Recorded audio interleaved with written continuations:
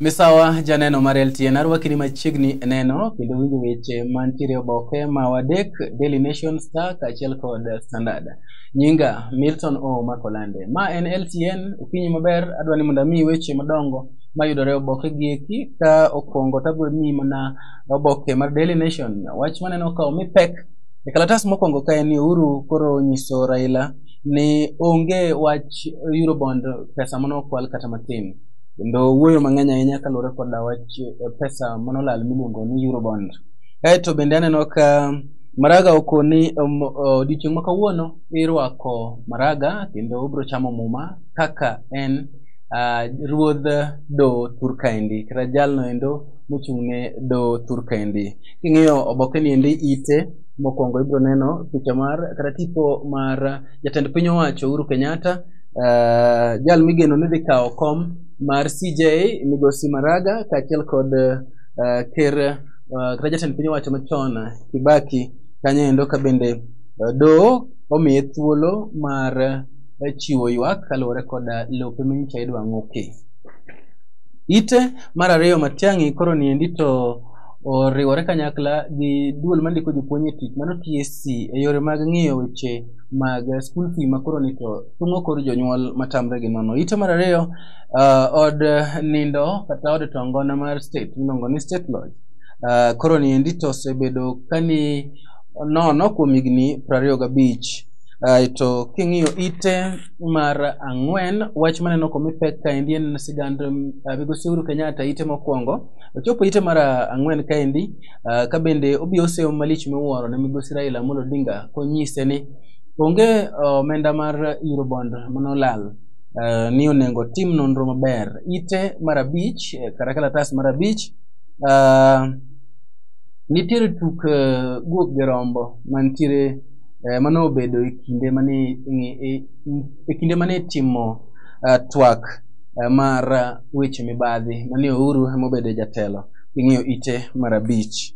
Ite mar auchiel ok ane wach malich ahinya, gin mana weche mane Uhuru wacho ka entiere gi twak kata kinde mane obedo gi twak gi jodito mopogore opogore Turkaendi. Kaeto ite mar abiriyo bende ok aneno wach makong'o nyisi kanyendo ma omi pek. Ite mar aboro pek ok ane kanyo malich ahinya. 9 aneno kanyo ka Mikai Waiguru wachore ni ne oketo chenro makende mag pando weche mag mibadhi. MPs kata jood bura ne onyis wach machalo kamano. Kaeto bende ite mar 9 nogo nasewuoye 10 wacho kaendi ni tiekuru weche mang'anyo makidhuk na ka gi ka sekta mar thieth maendi tero ngima jotuo kamarach. Ite mar 11 wach maneno bende ka duong' kaendi kendo mi pek. Bengi koro chiwo chik ni mondo obila owe timo kata otim nonro mar fuaro weche maling'ling' mosebedo ka nitiere kanyo. Ibiro ng'eyo ni bengi ne en bengi mane kisomo ite mar 11. 12 wach mar Kibaki chande mane do omiye thuolo mar chiwo ywak kaluwore kod puothe mane idwa ni mondo olor nitiere ite mar 12. 13 lendo moko mopogore mag ohala. Paro mar jondiko kaachiel kod paro mar josomo ite mar 15 gi 14. Kuku mar pach jondiko ite mar 16. Kaeto kidhi e ite mar 17 pod en mana matin kuom weche mag pach jondiko. Lendo mopogore opogore adonjo ni weche matimore counties mawa ite mar 19.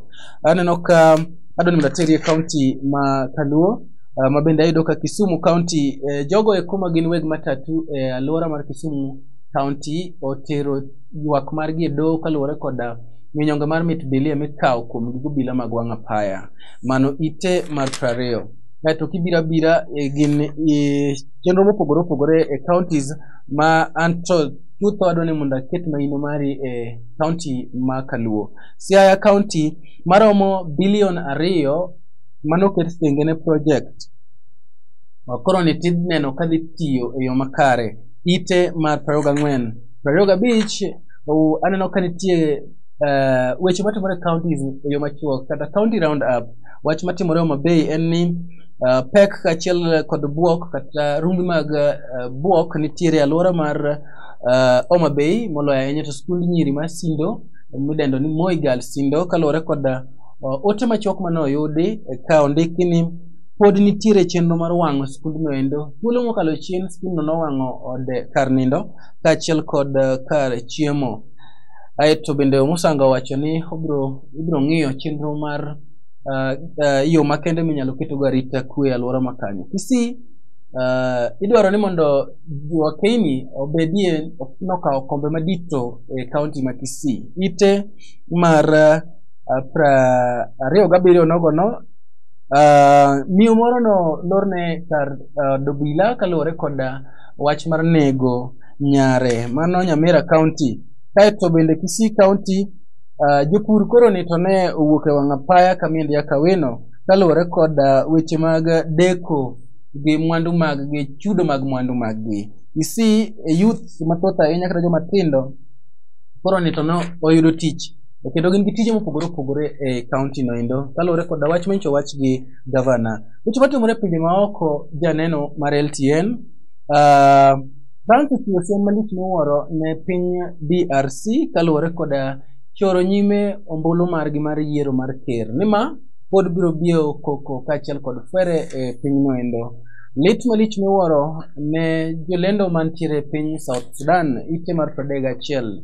Ite mar 32 gin mana weche matimore pinje maoko. Diento en oboke ma balang' ji ohere sawa sawa. Ka in achiel kuom jogo mahero oboke ni endi en e dier kalatas en e dier oboke mar Daily Nation.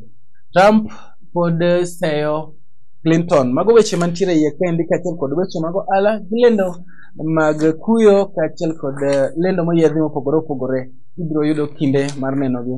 Weche tuke ka thuolo yudore ang'e ni gi achiel kuom jogo eko ma jolendo mawa mantiere studio mar adek kocha chande. Ginami oboke mar Standard wach maneno komipek e oboke mar Standard kaendi en ni Uhuru owuoyo malich miwuoro ka oketi orindi maliet jodito mabende weche mag mibadhi amieno kinde ka kinde thur kaendi. Ite mokwongo tipo mar migosi Uhuru Kenyatta ka entiere kanyendo. Kaeto bende aneno ka kwadhi ite mar ariyo jatend migawo mar weche lweny thur kaendi Mikael Rachel Omamo ne nitiere kambi jolweny kama bende nomiye magina kata bunde mondo ti godo kata otema nena. Kwang'iyo ite mar adek mana we ite mar ariyo jidite mopogore opogore mawuok East Africa koro ni to riwore lwedo kanyakla chwalo Mikai Amina Mohamed mondo bedie jatelo mar AU kata represent piny Kenya United Nations. Aeto kwang'iyo ite mar 4 janeno aneno kanyo ka pek mar rem chiemo kwende mopogore opogore thur kaendi miyo jo Kenya winjo malitie miwuoro kendo ikwayo ni koro ni sirikal ong'iye nyandwat mar Kenya kaachiel kod kuonde mopogore opogore ma kech liye kadhano. Ite mar 5 jogo eko ma osomo kudo mar kor yamo kata jogo eko mang'iyo kaka yembe kudo thur kaendi owacho ni oro kaachiel kod chieng' marieny pod biro siko kadhi nyime ka koth to biro neno mana matin e kuonde mopogore opogore e piny Kenya kaendi. Ite mar 6 jood bura ma thurka dwaro mondo duol mang'iyo weche mag yiero mang'iyo weche mag mibadhi thurka ong'i e yo motegno ahinya kendo mondo achiel kuom jodito mag duolno endo teri e nyim doho kaluwore kod weche mamiene. Ite mar 8 tinena 7 ok aneno wach madang' ami gin lendo mopogore opogore kanyendo. Uhuru wacho ni en onge gimonyalo timo bende isiko kae imiye pek ahinya kinde motemo kedo gi mibadhi. Mano wache sama ne entiere gi romo gi jodito mopogore opogore e thur kaendi e wach mibadhi. Matiang'i riwore kanyakla gi jo TSC duol mandiko jopuonj tich e weche mag fee kata ominyonge mar skul ma koro ni to idho malo. Wacho ni koro ni to winjo ng'i ni to directors mag sikunde go eko e counties mopogore opogore ne wacho ang'o kaluwore kod weche mag medo pi e skunde. Jo Kenya moko 5 ogeng'negi gi jomeko midendo gi dholiech ni pirates ka gidwaro pesa kaito mondo koko wegi mos. Aito kwang'iyo ite mar 11 en lendo mopogore opogore gin okomigi pek ahinya. Kenya koro ni to donjo ne jodito mag pinje kaluwore kod sigana marach mar sand mane osandgi godo. Kenya sues world leaders for historical injustices. Kaito aneno ka ite mar 13 jadito moro mar NYS tudo Waiguru gi minyonge maromo $791,000. Mano ite mar 13. Ite mar 14 paro mar jondiko, 15 wane pach jondiko, kendo kela nitiere ite mar 14 noendo. Weche mopogore opogore kichopo ite mar 19 ibro yudo weche mantiere e counties. Ka adwani mondo ami mana weche mantiere county mari makaluo kocha chande. Kaeto bende katieko weche matimore county abro mana weyi thuolo mondo idhi kaw oboke niendi ing'e godo mathoth kuom weche moka wacho. Kapok achopo e county ni nitiere oboke mar live Wednesday live. Inyalo kaw oboke niendi ka in jalno majangima tinyalo kaw oboke no mondo ing'e godo weche moko mathoth ahinya. We mondo ami wach ma Kisumo. Kisumu maromo $200,000,000 oket penge mabro choro sekta mar jolimbe Turkana. Moloyo ahinya to e county ma Kisumu. Kaeto Kisumu nogono county boss osingo jatelo mar county osingo ne ojende ni NYS project pod biro dhi nyime e county noendo. Bende Migori aneno ka kwajo dito mantiere Migori ni mondo weye lweny mar Kisumu. Okebe moro nonego jaode tok ywaruok kode dhaw manya pacho midendo gi dholuech ni domestic violence. Aneno ka onge wach malich kae matong' anyisi weche ohala gi weche matimore pinje maoko mana kana sewacho ni noendo. Kiyudo thuolo ang' ni kaw oboke niendi weche tuke bende nitie ka yaw mowito ngimagi bende yudore kaendi. Tang kinde oyudore yudo thuolo mar dhi ng'iewo oboke ng'iewo The Standard bende ing'e godo mathoth. Atieko oboke mar The Star. Wach maneno komi pek en ni Uhuru wacho ni asekedo lwenja maber ahinya e yore mag mibadhi. Kaito tipo mare nitie ka e ite mokwongo niendi. Kaito wadhi ite mar 2. Ite mar 2 wach maneno komi pek kaendi en ni onengo bende warwako yore mopogore opogore e kinde niendi ma oro rieny kachiel kod chieng'. Onge bende warwako yore mopogore opogore manyalo konyowa wan wawegi. Mago jogo eko mang'iyo chal lwase emowacho kamano. Corridor of Power ite mar 2, 3, 4. Kaito Uhuru bende sigande mawacho ni osekedo lwenje kaluwore kod weche mag mibadhi nitiere kanyo e ite mar 4 gi 5. Kaito Maraga bende chamo muma kawuono asenyisou oboke machielo kocha chande. Bende Nambuyi okoni en maber kata obedo ni oyudo tich mar jalup kata obedo ni oyudo tich mar Supreme Court. Koni ngimane pod biro ni mana nyime. Jatelo mar KRA moro noteri nyim doho kaluwore kod weche mag mibadhi. Aneno bende ka Migosi Cyprian Aweti wach nitiere kaendi kisomo Josuba okwayo EACC mondo time investigation kaluwore kod boreholes project mano owach kono endo e county ma Homa Bay. Bende NYS pod nitiere gi weche mopogore opogore kaluwore kod minyonge mokoro nitinono tiende kore gatache kuma nolaliende.